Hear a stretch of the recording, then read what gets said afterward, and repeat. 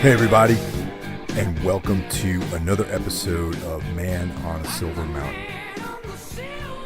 The first few months of this year have been very trying for me. I've been going through a lot of changes in my life, and this podcast has definitely sort of helped me keep myself in a positive mental attitude.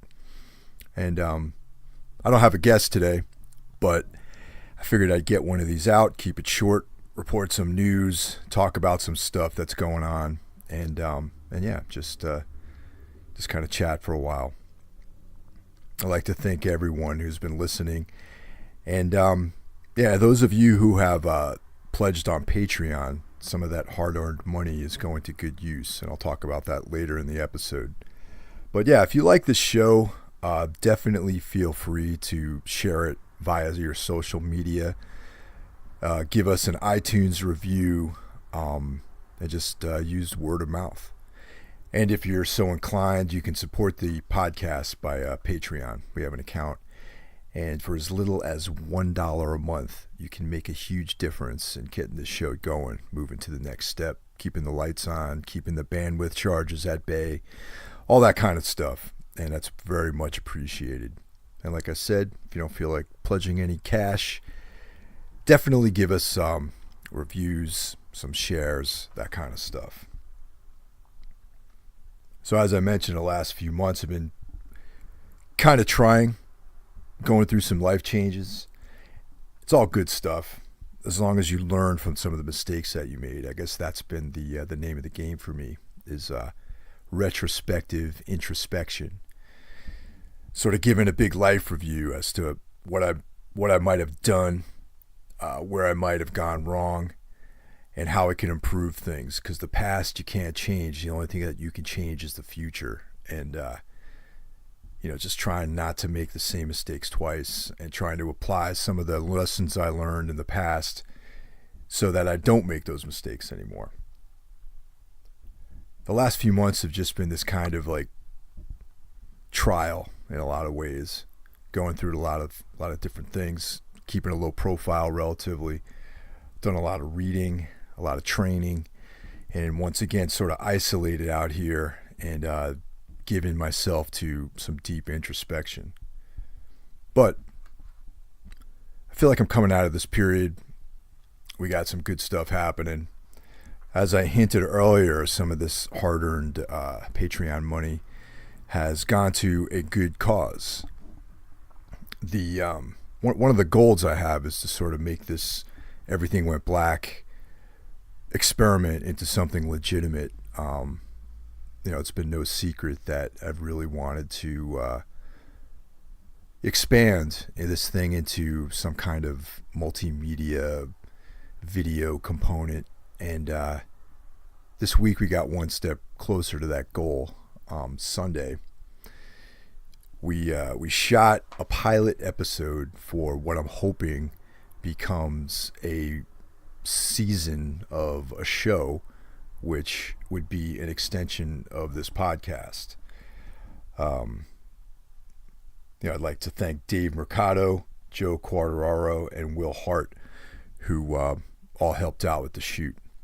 Dave Mercado I actually met through this podcast, and he's sort of my right-hand man, producer, go-to guy for this sort of stuff, since I know absolutely nothing about making videos or shows or anything like that. So those three guys have a wealth of experience and expertise in that field, and I'm depending on them to help form this thing. And once again, it's a pilot episode. We shot it on Sunday, on a cold Sunday, I might add, in Greenpoint. Ironically, Saturday was, I think, 70 or 80 degrees, and Sunday was overcast, about 40. And we were outside most of the day shooting and kind of freezing, trying to stay warm, that kind of thing. So Vegas Tenold was the subject of the interview. The idea for the show sort of revolves around, kind of similar to the podcast, having guests, having topics that I think are sort of interesting and timely. And Vegas wrote a book called Everything You Love Will Burn: Inside the Rebirth of White Nationalism in America. Pretty heavy topic. And in light of all the stuff that's been going on in the last year plus, very timely. Similar to the way Hunter S. Thompson embedded himself with the Hells Angels, Vegas kind of embedded himself with these variety of different groups of white power or white nationalist groups. And it was a purely journalistic pursuit.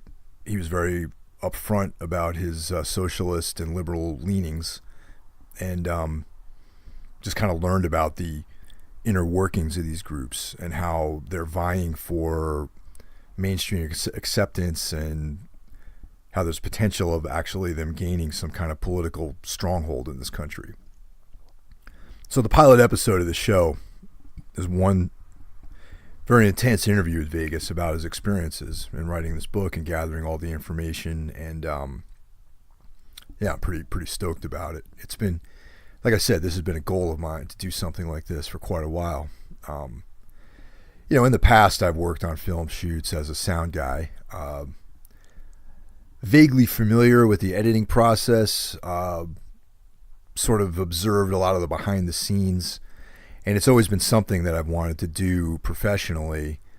And I guess this is my first steps in achieving this next goal. So I'm really excited about it, and I'm hoping that all of us could, we can all get involved in this somehow, and somehow this thing is going to come out in some form, and I'm not exactly sure. I'm sorry for being so vague about it. I just don't know exactly what form this is going to be. I mean, at the very least, it'll be something that I put on a YouTube channel, but I actually have higher ambitions for that. And I just want to say thank you to everyone out there who supported us via subscription to the Patreon, because this is actually how a lot of this stuff was realized. And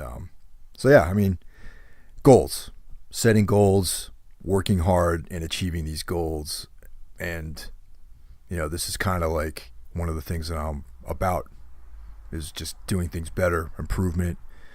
And I'm excited. And I hope to have more news about this in the next few weeks, and hopefully all this stuff, we succeed in our next endeavor here.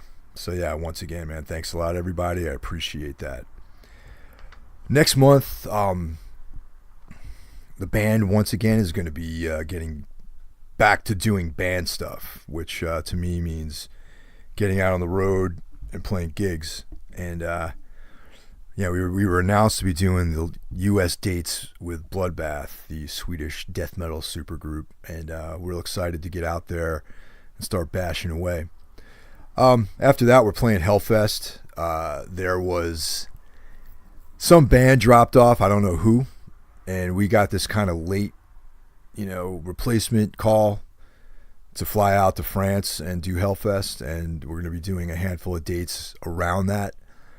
And I don't have a full schedule yet, which is starting to actually concern me a little bit, because it's April, Hellfest is in June, and I'd like to know what we're doing and where we're playing and that kind of thing. But this whole thing came together real quickly as a result of somebody either being kicked off the bill or dropping off the bill for whatever reason. So we had an opportunity, we took it, and should be really cool.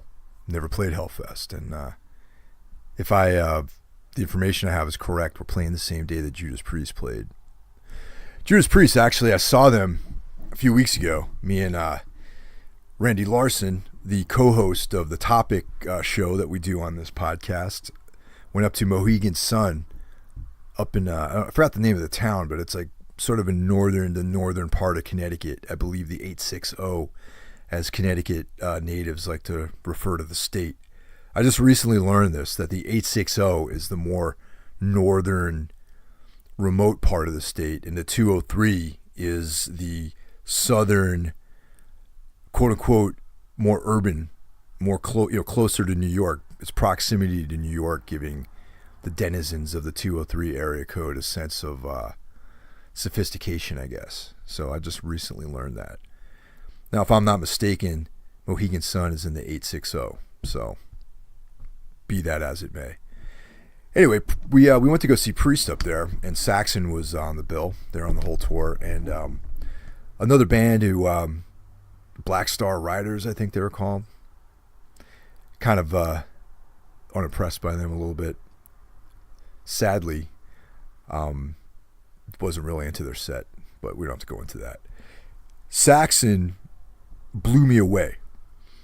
A lot of times these older bands, they get together after not being active for a really long time, and they remake, try to recapture those glory days. And the record that they make actually, try to recapture those glory days and usually falls short. Saxon, on the other hand, came out. They weren't trying to pull any punches. They weren't trying to pull any wool over anyone's eyes. They looked like old guys. They came out there and they kicked ass, and it was great. They sounded awesome. The vocals were killer. They played some new jams. The new record sounds awesome too, and I don't have a copy of it yet, but it's something I'm going to be procuring in the coming weeks, hopefully. And once again, they kind of avoided that sort of pitfall that a lot of old bands have, where their glory days are obviously behind them. They want to make an album of new material, and it turns out to be this very contrived attempt for them to modernize their sound, or get with the times, or do something that's like more contemporary, and it just sounds false. Or they go the other end of the spectrum, where they want to go retro and sort of like regurgitate what they did before and repackage it as new songs. And I have to say, just based on what I heard from the new Saxon material, it's actually a pretty badass record that avoids all of those things that I just mentioned. And I've only heard it live. I checked it out a little bit on Spotify, but I want to set with the material and check it out. Another band that actually did the same thing, I think, and you guys might hate me for saying this, but the Venom Incorporated record is actually pretty tight. I didn't want to believe that Venom would be any good without Kronos, but like a couple of years ago, we played with them out in Phoenix, and I thought they actually were pretty right on, man. Venom being a classic band, and sort of seeing them play, no Kronos. However, the Demolition Man, the guy who stepped up to play bass and sing, was a former member and has a legitimate claim to being a member of Venom, because he was in the band in the 90s. So, though it's not the classic lineup, it's still a very legit lineup that is assembled for this album. And back to the record. The Venom Incorporated record, I think is pretty good. I back it. And you guys may or may not agree with me, but hey, everyone's entitled to their opinion. We've been working out a bunch of new material. I would say that maybe we've got like 4 really solid song ideas together, and looking to roll those out this summer. If depending on what kind of touring plans we have, I'm looking to like unleash at least 4 of these songs this summer. We're making a lot of headway on new songs, and by the end of the year, I'm hoping to have a whole new album written. Whether or not we record next year, that's still my goal, is to look at a January, February recording of a brand new Tombs record, which will hopefully be out at some point next year. Those decisions are out of my hands.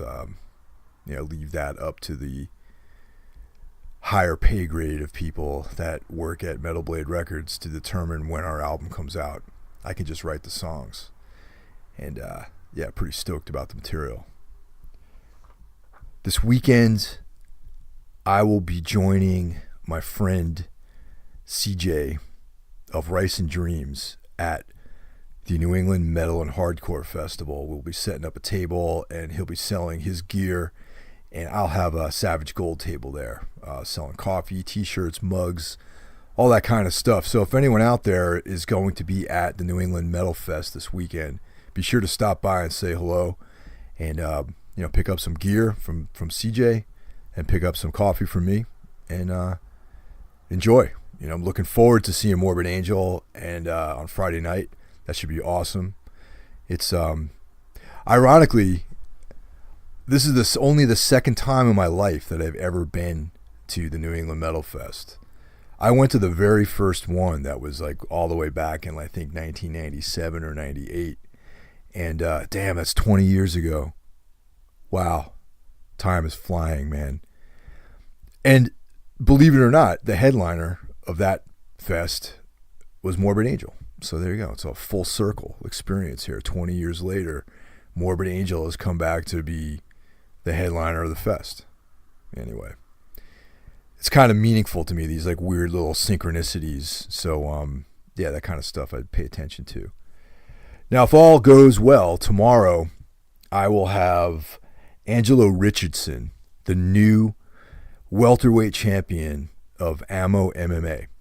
He's also my jiu-jitsu coach over at Golden Falcon Gym. And he's a great guy, man. I learned a lot from him. Really inspirational dude. He just won the title a couple weeks ago, actually about a month ago.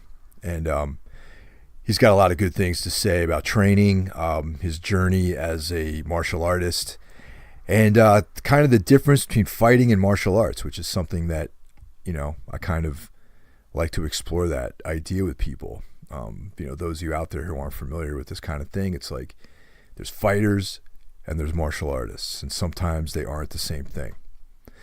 So anyway, thanks for listening. I'm hoping to get more episodes out with guests, more topic episodes.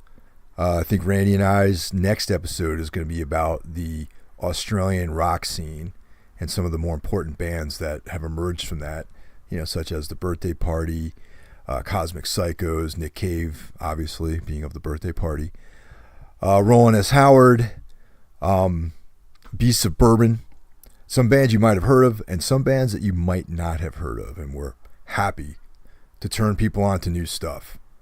So anyway, that's all I got for you guys. I just wanted to keep relatively consistent with this thing. And if you want to check me out on Instagram, I've changed my Instagram handle to everythingwentblack_Mike Hill. Not the coolest, slickest handle, but it works. You can check me out on Facebook. You can also like Everything Went Black's Facebook page. I'm on Twitter at Mike Hill HQ. Also, you can stay tuned to what's going on with Tombs at tombscult.com. And once again, if you're into healthy living, check out the On It banners at everythingwentblackmedia.com. And I will see you guys out there. Take care.